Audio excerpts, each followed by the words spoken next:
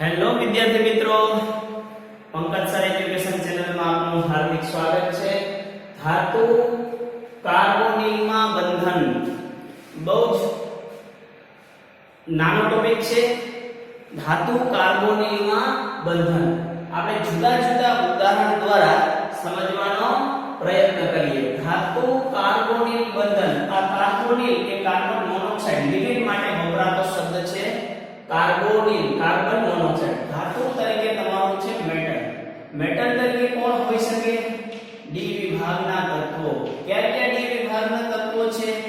Nickel છે, iron છે, cobalt છે, ક્રોમિયમ વગેરે લઈ શકાય છે.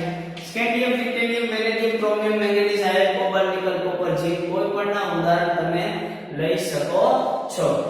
તો અહીંયા ધાતુ અને કાર્બોનિલ વચ્ચે બંધન કેવા પ્રકારનું થાય છે એને આપણે સમજીએ. Generally nickel tetra carbonyl, carbon અને ઓક્સિજન બંનેની કદ અક્ષરનું કદ સરખું રાખવું, કારણ કે તે કાર્બોનિલ છે. કોબાલ્ટ હોય તો ઓ નાનો કરવો. આ બંને ફરક તમને દેખાય છે. બંને સીઓ છે પરંતુ બંનેનો ફરક દેખાય છે. આ લિગેન્ડ છે, આ ધાતુ આયન છે કોબાલ્ટ, આ છે કાર્બોનિલ કાર્બન મોનોક્સાઇડ. તો અહીંયા બેનો ટેટ્રા કાર્બોનિલ નિકલ, અહીંયા નિકલનો ઓક્સિડેશનાંક 0 છે. નિકલનો ઓક્સિડેશનાંક 0 છે. આની રચના તમને ખબર છે સમચતુષ્ફલકીય છે. સમચતુષ્ફલકીય છે. એવી જ રીતે તમે આયર્નનો પણ પેન્ટા કાર્બોનિલ બનાવી શકો છો. પેન્ટા કાર્બોનિલ આયર્ન, આમાં પણ ઓક્સિડેશન આંક 0 છે આયર્નનો. એની 5 છે તો ટ્રાઇગોનલ બાયપિરામિડલ, એનો આકાર છે ટ્રાઇગોનલ બાયપિરામિડલ, TBP, ટ્રાઇગોનલ બાયપિરામિડલ. અહીંયા બે શેપ હોઈ શકે, એક સ્ક્વેર પિરામિડલ, ચોરસ પિરામિડ પણ હોઈ શકે છે. ચોરસ પિરામિડલ પણ હોઈ શકે છે. હવે એ તમારે સંકલનના આધારે કહેવાનું. જો sp3d સંકલન હોય તો TBP શેપ જોવા મળશે. FeCO5. એવી જ રીતે ક્રોમિયમનો યા કોબાલ્ટનો પણ બનાવી શકાય છે. ક્રોમિયમનો CO6, આ હેક્સા કાર્બોનિલ ક્રોમિયમ, એમાં પણ ઓક્સિડેશનાંક 0 છે. રચના અષ્ટફલકીય છે. અષ્ટફલકીય છે. હવે ઘણી વખત ધાતુ આયન ડબલ હોય, MnCO10, તો આ પ્રકારની પણ આને કહેવામાં આવે ડેકા કાર્બોનિલ ડાયમેંગેનીઝ 0, એનો ઓક્સિડેશનાંક છે 0. એવી જ રીતે કોબાલ્ટનો 4 8 અને કોબાલ્ટ 2, આને કહેવામાં આવે ઓક્ટા કાર્બોનિલ ડાયકોબાલ્ટ. એના બંધારણ આપણે જોઈએ, પછી એની અંદર બંધન જોઈએ. નિકલ ટેટ્રા કાર્બોનિલ સમચતુષ્ફલકીય રચના ધરાવે છે. તો આ નિકલ ટેટ્રા કાર્બોનિલનું બંધારણ છે. કાર્બોનિલ જુદો પણ લખી શકો અને ભેગો પણ લખી શકો છો, મતલબ કાર્બન થી જોડાય છે. Nickel tetra carbonyl. FeCO5, ચોરસ FeCO5, એનો આકાર ચોરસ પિરામિડલ છે. ટ્રાઇગોનલ બાયપિરામિડલ હોય તો ત્રિકોણ કરી અને ઉપર નીચે તમે દોરી શકો છો. અહીંયા એનો આકાર, અહીંયા એક સંકરણની અંદર ડિટેલમાં આપણે થોડું જોવું પડે, નેક્સ્ટ પીરિયડની અંદર વધારે લઈશું. FeCO5 જે છે ત્રિકોણીય દ્વિપિરામિડ, આ ત્રિકોણ બની ગયો આ 3 થી, અને અહીંયા બની ગયો દ્વિપિરામિડલ. તો આ રચના થઈ ગઈ કોની? FeCO5. ત્યાર પછી ક્રોમિયમ CO6, તો ક્રોમિયમ જે છે એને અષ્ટફલકીય રચના. આ બંધ જરા કરતા થોડા મોટા બનાવવાના. કાર્બોનિલ,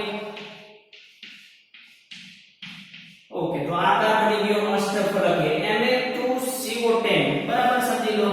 એની અંદર Mn2 છે, આ Mn2 છે, CO10, તો Mn એક બંધ છે. CO10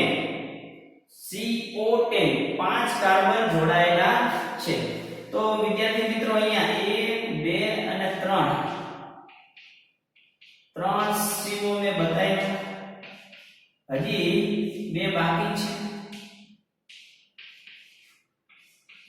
આ રીતે એનું સ્ટ્રક્ચર બને છે.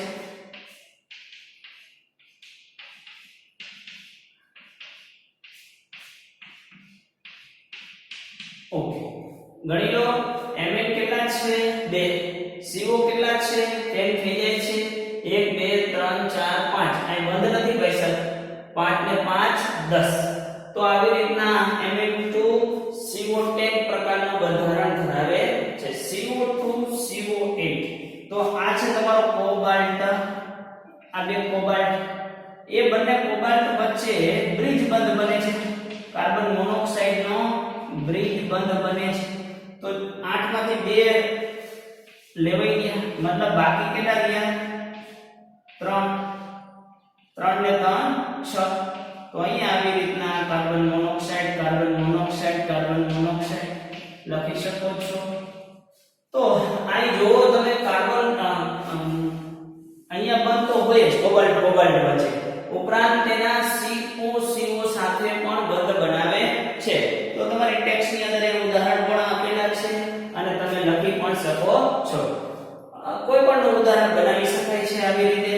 તો ધાતુ અને કાર્બોનિલ બંધન, જો તમે ધાતુ અને કાર્બોનિલ બંધન બધે છે, ધાતુ અને કાર્બોનિલ બંધન, ધાતુ અને કાર્બોનિલ બંધન. હવે ખાસ અહીંયા આપણે સમજવાનું છે ધાતુ કાર્બોનિલ બંધનની અંદર કે કેવી રીતના એની અંદર સિગ્મા અને પાઈ બંધ બને છે, એને સમજી લઈએ. તો જનરલી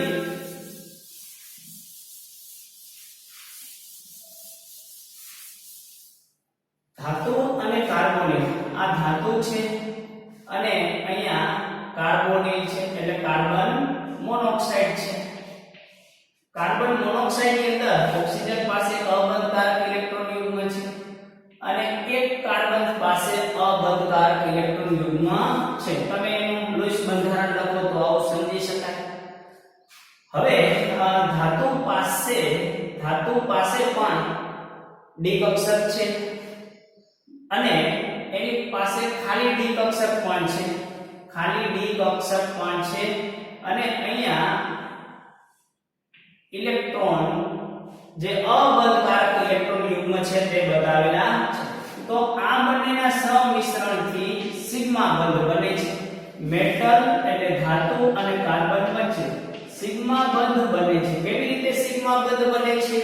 તો તમે જોઈ શકો છો વિદ્યાર્થી મિત્રો કે મેટલ એટલે કે સંકીર્ણ સંયોજન, સંકીર્ણ ધાતુ, ધાતુની ખાલી ડી કક્ષક, આ શું છે ધાતુની ખાલી ડી કક્ષક, ખાલી ડી કક્ષક અને આ શું છે કાર્બોનિલ એટલે કે કાર્બન મોનોક્સાઇડ માં કાર્બનના અબંધકારક ઇલેક્ટ્રોન યુગ્મ, અબંધકારક ઇલેક્ટ્રોન યુગ્મ બંને ઇલેક્ટ્રોન દાન કરે છે ડી કક્ષક પાસે.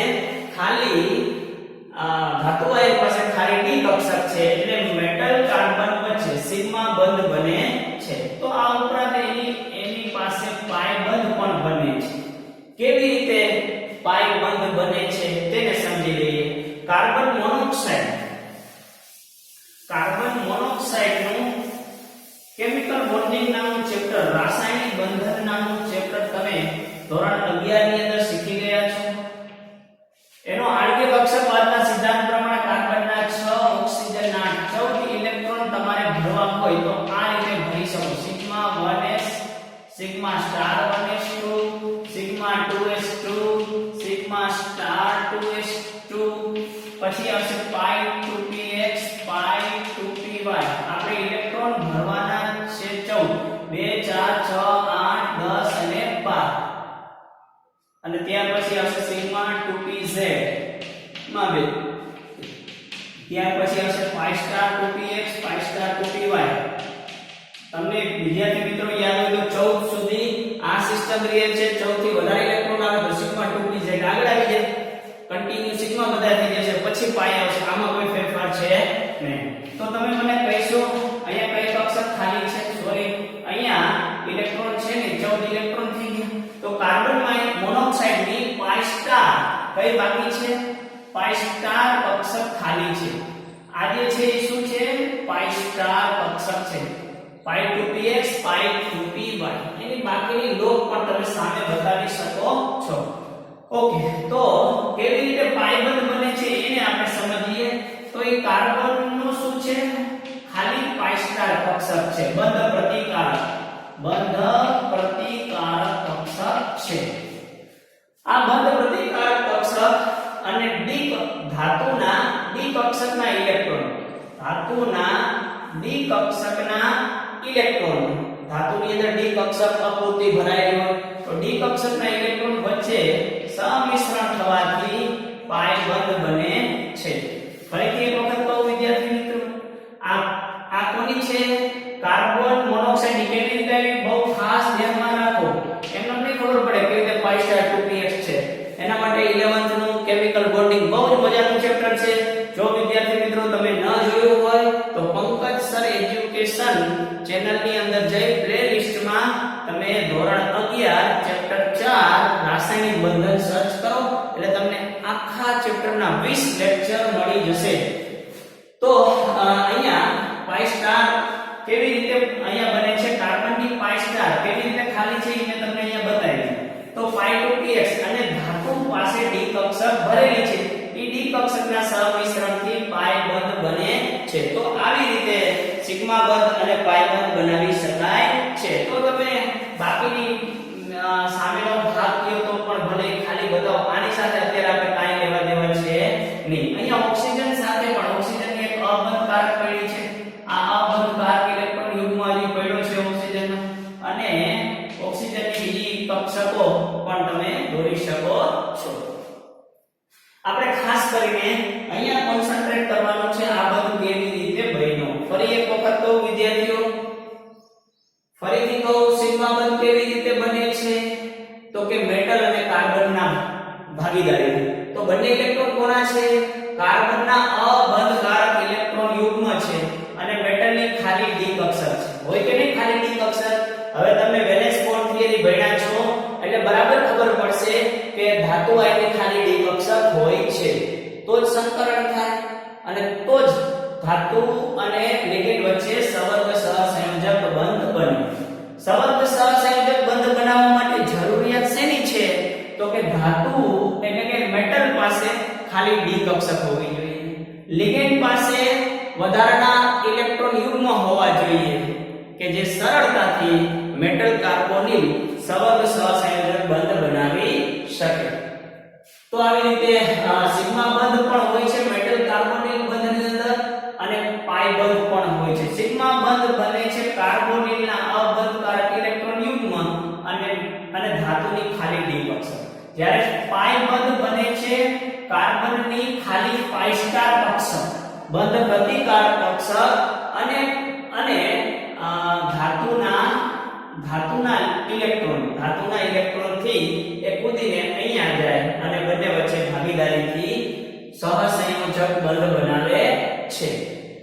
તો અહીંયા બહુ જ મજાનો પ્રશ્ન છે. મેટલ કાર્બોનેટ, બસ આટલું જ ઇન્ફોર્મેશન છે.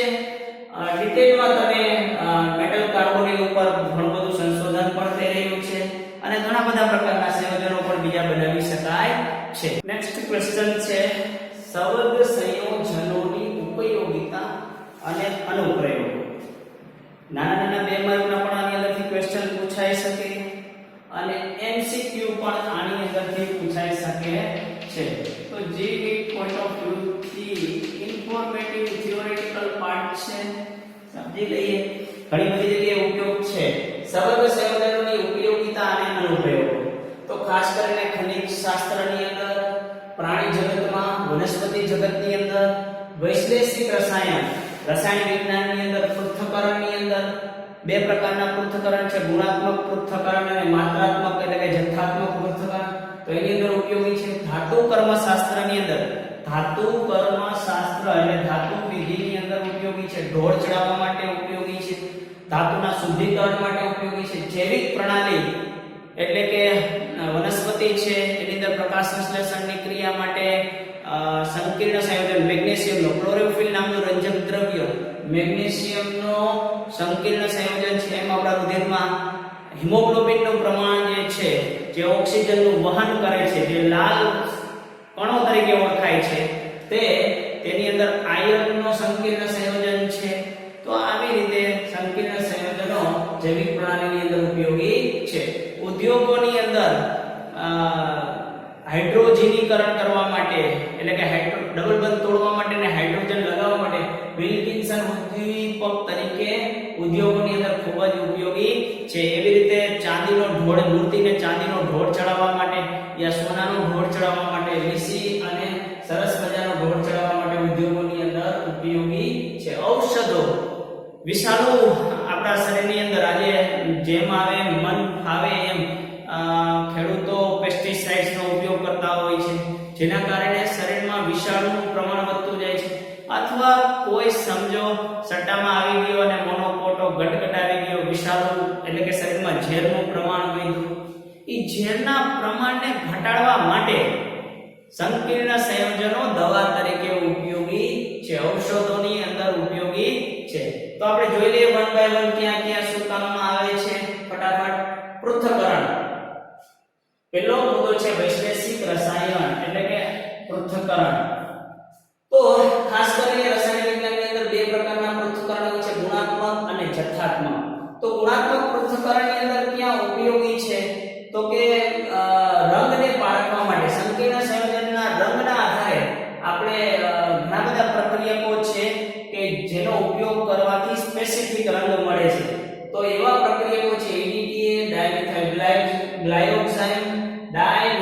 ગ્લાયોક્સાઇડ, આલ્ફા નાઇટ્રોસો, બીટા નેપ્થોલ અને ક્યુપ્રોન. આવા ઘણા બધા સંકીર્ણ સંયોજનો છે જે સ્પેસિફિક રંગ આપે છે. એટલે રંગ કસોટી દ્વારા આપણે કહી શકીએ કે આની અંદર કયો ધનાયન છે યા ઋણાયન છે. મતલબ ગુણાત્મક પૃથ્થકરણ રંગ દ્વારા કરી શકીએ છીએ. ત્યાર પછી છે જથ્થાત્મક પૃથ્થકરણ. તો ખૂબ જ ઉપયોગી છે. દરેક કંપનીની અંદર જો સ્ટીમની જરૂર પડે તો એવી મોટા ભાગની કંપનીની અંદર બોઇલર હોય અને બોઇલરની અંદર પાણીની કઠિનતા સતત માપવી પડે. કારણ કે જો પાણીની કઠિનતા વધી જાય તો બોઇલરની જે પાતળી નાની બારી તાંબાની નળીઓ છે તે બ્લોક થઈ જાય અને બોઇલર ફાટવાની સંભાવના છે. જો બોઇલર ફાટે એટલે આજુબાજુના 2-4 કર્મચારીને ઉપાડી જ લે, એ 100%ની વાત છે.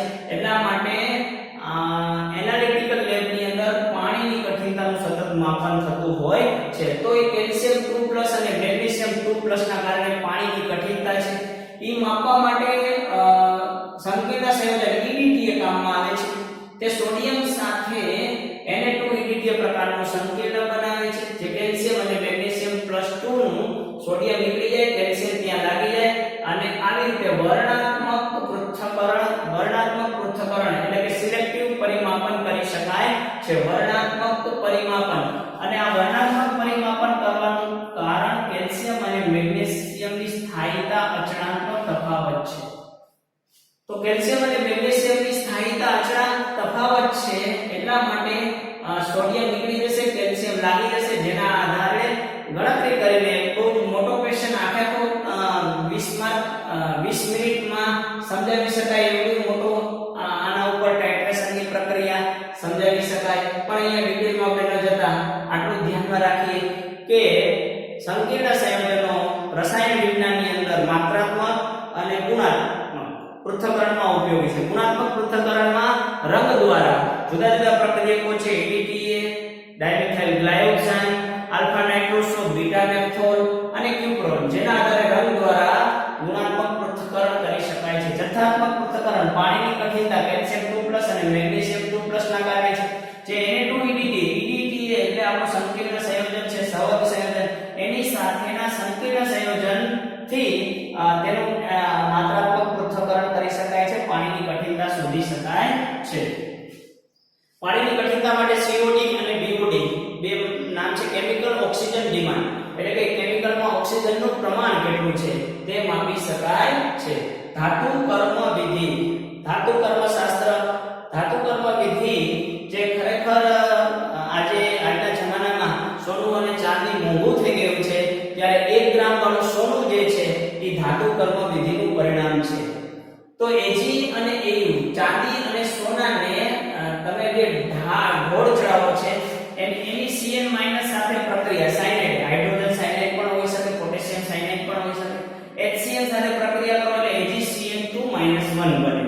અથવા એ હોય તો AuCl2- આવો સંકીર્ણ બને. આ સંકીર્ણમાંથી તમારે સિલ્વર ધાતુ ચાંદી છૂટું પાડવું હોય તો ઝીંક સાથે પ્રક્રિયા કરો, Au ની ઝીંક સાથે પ્રક્રિયા કરો તો Au મળી જાય. Ag ની ઝીંક સાથે પ્રક્રિયા કરો તો વિસ્થાપનની પ્રક્રિયા ઝીંક અહીંયા લાગી જશે, સાથે ઝીંકનો સંકીર્ણ બની જાય ઝીંક Cn2-1 અને Ag છૂટું પડે છે. તો આવી રીતે ધાતુના શુદ્ધિકરણમાં ઉપયોગી છે. ધાતુનો સંકીર્ણ બનાવી ઝીંક સાથે પ્રક્રિયા કરીને ધાતુ છૂટી પણ પાડી શકાય છે. બીજો મહત્વનો ઉપયોગ છે શુદ્ધિકરણ. અશુદ્ધ નિકલ લીધું, એની કાર્બન મોનોક્સાઇડ સાથે પ્રક્રિયા કરો, નિકલ ટેટ્રાકાર્બોનિલ નિકલ. આ જે નિકલ ટેટ્રાકાર્બોનિલ બન્યો એની અંદરથી પાછી એની પ્રક્રિયા કરીને શુદ્ધ નિકલ છૂટું પાડી શકાય છે. તો ધાતુ કર્મ વિધિની અંદર બે વસ્તુ છે, Ag છૂટું પાડી શકાય છે અને શુદ્ધિકરણ નિકલનું શુદ્ધિકરણ કરી શકાય છે. જૈવિક પ્રણાલી ખાસ ધ્યાનમાં રાખજો. પ્રકાશ સંશ્લેષણની ક્રિયા માટે જરૂરી જે રંજક દ્રવ્ય છે, હરિત દ્રવ્ય છે, ક્લોરોફિલ નામનું રંજક દ્રવ્ય કોનું બનેલું છે? કે મેગ્નેશિયમનો સંકીર્ણ છે. પૂછાઈ શકે નીટની અંદર. પ્રકાશ સંશ્લેષણ માટે ઉપયોગી લીલા જે તમને વનસ્પતિ દેખાય છે, અરે લીલી નહીં, પીળી વનસ્પતિ છે, એની અંદર પણ હરિત દ્રવ્ય ક્લોરોફિલ રહેલું છે. ભલે તે લીલો રંગ ન દેખાય, એની અંદર દટાયેલું છે. અને કોઈ પણ વનસ્પતિ પ્રકાશ સંશ્લેષણની ક્રિયા કરે છે તેનું કારણ ક્લોરોફિલ છે. ક્લોરોફિલ માં મેગ્નેશિયમ નામનો સંકીર્ણ છે. આપણું લોહી જે છે એની અંદર હિમોગ્લોબિન છે કે જે આપણા શરીરમાં ઓક્સિજનનું વહન કરે છે. તે આયર્નનો સંકીર્ણ છે, આયર્નનો સવર્ગ સંયોજન છે. તેથી જૈવિક પ્રણાલીની અંદર એટલે કે જીવોની અંદર, વનસ્પતિની અંદર, પ્રાણીની અંદર બંનેના ઉદાહરણ આપણે લીધા. રક્ત અલ્પતા, સાયનોકોબાલામાઇન આ વિટામિન B12 તરીકે સાયનોકોબાલામાઇન વિટામિન B12 તરીકે ઉપયોગી છે અને તે કોબાલ્ટનો સંકીર્ણ છે. અહીંયા તમને ત્રણેય જૈવિક પ્રણાલી અંદરથી પૂછી શકે છે. નેક્સ્ટ છે ઉત્સેચક. ખરેખર જૈવિક પ્રણાલી સાથે સંકળાયેલા ઉત્સેચકને આપણે કહીએ છીએ ઉદ્દીપક. શું કહીએ છીએ? ઉદ્દીપક. તો ઉદ્દીપક તરીકે ઉપયોગી છે ખાસ કરીને કાર્બોક્સી પેપ્ટિડેઝ A અને કાર્બોનિક એનહાઇડ્રેઝ. આ બંને પ્રકારના ઉદ્દીપકો છે, ઉત્સેચક તરીકે કામ કરે છે. તો ઉદ્દીપક છે અને જૈવિક પ્રણાલી સાથે સંકળાયેલું છે, તેથી તેને શબ્દ વાપરીએ છીએ ઉત્સેચક. તો કાર્બોક્સી પેપ્ટિડેઝ A અને કાર્બોનિક એનહાઇડ્રેટ યાદ રાખવાના છે. આ નામ યાદ રાખવાના છે: EDTA, ડાયમિથાઇલ ગ્લાયકોઝાઇમ, આલ્ફા નાઇટ્રોસો, બીટા નેપ્થોલ અને ક્યુપ્રોન. આખું નામ એક છે આલ્ફા નાઇટ્રોસો બીટા નેપ્થોલ. પાણી સાથે કેવો સંકીર્ણ બનાવે? Na2EDTA બરાબર છે. સોના અને ચાંદી સાથે કેવો બનાવે? AgCl2-1 અથવા AuCl2-1. શુદ્ધિકરણ વખતે કેવી રીતે થાય છે? અશુદ્ધ નિકલમાંથી શુદ્ધ નિકલ મળે છે. પ્રકાશ સંશ્લેષણની ક્રિયા નાના ઘણા બધા પ્રશ્નો છે. ઔદ્યોગિક પ્રક્રમની અંદર ક્યાં ઉપયોગી છે? ખાસ કરીને ઉદ્દીપક તરીકે રોહોડિયમ ટ્રાઇફિનાઇલ-ફોસ્ફેટ. આનું નામ છે રોહોડિયમ સંકીર્ણ. આનું બીજું નામ છે વિલ્કિન્સન ઉદ્દીપક. આ વિલ્કિન્સન ઉદ્દીપક છે તે શું કામ કરે છે? તે કામ કરે છે હાઇડ્રોજનીકરણ. આલ્કિનનું હાઇડ્રોજનીકરણ કરે છે. અહીંયા ઉદ્દીપક ફરીથી ન કરતો, તે શું કરે છે? હાઇડ્રોજનીકરણ, એટલે હાઇડ્રોજન ઉમેરે છે. તો આ વિલ્કિન્સન ઉદ્દીપકનું બંધારણ ખબર હોય. ટ્રાઇફિનાઇલ ફોસ્ફીન P સાથે 3 ફિનાઇલ જોડાયેલા છે અને E એ 3 છે રોહોડિયમ સાથે છે. બરાબર ધ્યાનમાં રાખો. ટ્રાઇફિનાઇલ ફોસ્ફીન 3 રોહોડિયમ ક્લોરાઇડ. ઓકે, નેક્સ્ટ છે ઢાળ ચડાવવા માટે. અહીંયા AgCl2-1 નો Ag અને Au નો ઢોળ ચડાવવા માટે સરસ મજાનો લીસો અને સૌંદર્યતા માટે સૌંદર્ય પ્રસાધન ના કહી શકાય, પણ મૂર્તિ જે છે તે મનોહારી હોય, સૌંદર્યવાન હોય, તો એ મનોહારી ઢાળ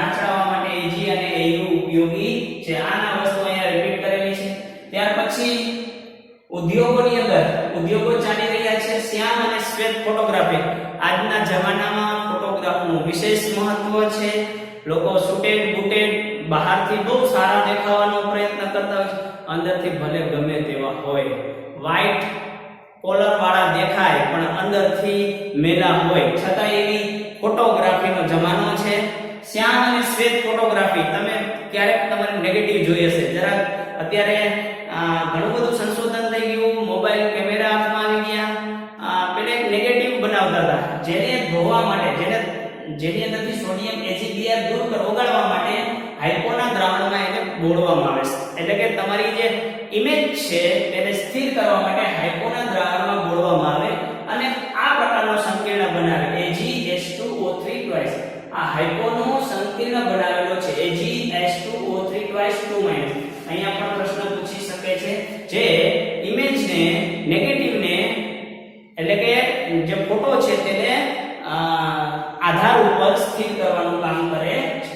ઔષધોની અંદર પણ ઉપયોગી છે. ખાસ કરીને વિષાણુનું પ્રમાણ દૂર કરવા માટે કોપર અને આયર્નનું પ્રમાણ વધી જાય શરીરમાં. કોપર અને એના કારણે વિષાણુતા ઉત્પન્ન થાય છે, ઝેર ઉત્પન્ન થાય છે. તો એને દૂર કરવા માટે ડિપેનિસિલેમાઇન ઉપયોગ કરવા અને ડેસ્ફેરોક્સીઓક્ઝામ નામની દવા ઉપયોગ કરવામાં આવે છે. લેડનું પ્રમાણ, લેડની વિષાણુતા હોય તો એને દૂર કરવા માટે EDTA નો સંકીર્ણ ઉપયોગમાં આવે છે. EDTA નો સંવર્ધન ઉપયોગમાં આવે છે. અને ગાંઠની વૃદ્ધિ, ઘણાને ગાંઠ ગળે થતી હોય, અહીંયા ડોકે થતી હોય, રબડીની ગાંઠ, અથવા તો શરીરના કોઈ પણ ભાગમાં ગાંઠ થાય તો એ ગાંઠની વૃદ્ધિને અટકાવવા માટે ખાસ કરીને પ્લેટિનમના સંકીર્ણ સંયોજનો ઉપયોગી છે. તેમાં ખૂબ જાણીતું સિસ્પ્લેટિન છે. તો વિદ્યાર્થી મિત્રો, અહીંયા ઘણા બધા નાના ક્વેશ્ચન આની અંદરથી પૂછાઈ શકે છે. આખો પ્રશ્ન પણ પૂછાઈ શકે છે. બોર્ડની એક્ઝામની અંદર તમારે એટલું ધ્યાનમાં રાખવાનું છે, વૈશ્લેષિક રસાયણમાં બે પાર્ટ છે, જથ્થાત્મક, માત્રાત્મક. ધાતુ કર્મ વિધિની અંદર બે ઉદાહરણ છે, ઢોળ ચડાવો અને ધાતુનું શુદ્ધિકરણ. જૈવિક પ્રણાલીની અંદર 3-4 ઉદાહરણ લઈ શકાય. વનસ્પતિ, પ્રાણી, એટલે કે આપણે લોહીમાં જે ઓક્સિજનનું પ્રમાણ છે, હિમોગ્લોબિન, પછી સાયનોકોબાલેમિન, રક્ત અલ્પતા રોગ જે છે એને દૂર કરવા માટે વિટામિન B12 એ કોબાલ્ટનું સંકીર્ણ છે. અને ત્યાર પછી જે આપણે લાસ્ટ ચર્ચા કરી કે ઉત્સેચક તરીકે વપરાય છે કાર્બોક્સી પેપ્ટિડેઝ અને કાર્બોનિક એન્હાઇડ્રેટ. ઉદ્યોગોની અંદર ઉપયોગી છે. ઉદ્દીપક, વિલ્કિન્સન ઉદ્દીપક ઢોળ ચડાવવા માટે ઉપયોગી છે અને શ્યામ અને શ્વેત ફોટોગ્રાફી ઔષધોની અંદર પણ ઉપયોગી છે. તો આવી રીતે આખો પ્રશ્ન છે કે જેને તમે બરાબર સારી રીતે સમજાવી શકો છો. તો તમારે ખાલી અહીંયા ધ્યાન રાખવા માટે પૃથ્થકરણ શબ્દને જો યાદ રાખો તો પૃથ્થકરણ, ધાતુ કર્મ વિધિ, જૈવિક પ્રણાલી, ઉદ્યોગો અને ઔષધો. ઉદ્યોગો, ઔષધો, ધાતુ કર્મ વિધિ, રાસાયણિક પૃથ્થકરણ અને ધાતુ કર્મ વિધિ, જૈવિક પ્રણાલી. આટલા મુદ્દા યાદ રાખો એટલે આખો પ્રશ્ન તમે લખી શકો છો. તો વિદ્યાર્થી મિત્રો, અહીંયા લેક્ચરને વિરામ આપું છું. નેક્સ્ટ પીરિયડમાં મળશું. સ્વાધ્યાયના ક્વેશ્ચન જે ડિફિકલ્ટ છે તેને જ આપણે સોલ્વ કરશું અને ત્યાર પછી નવા ચેપ્ટરની શરૂઆત કરશું. Thank you very much.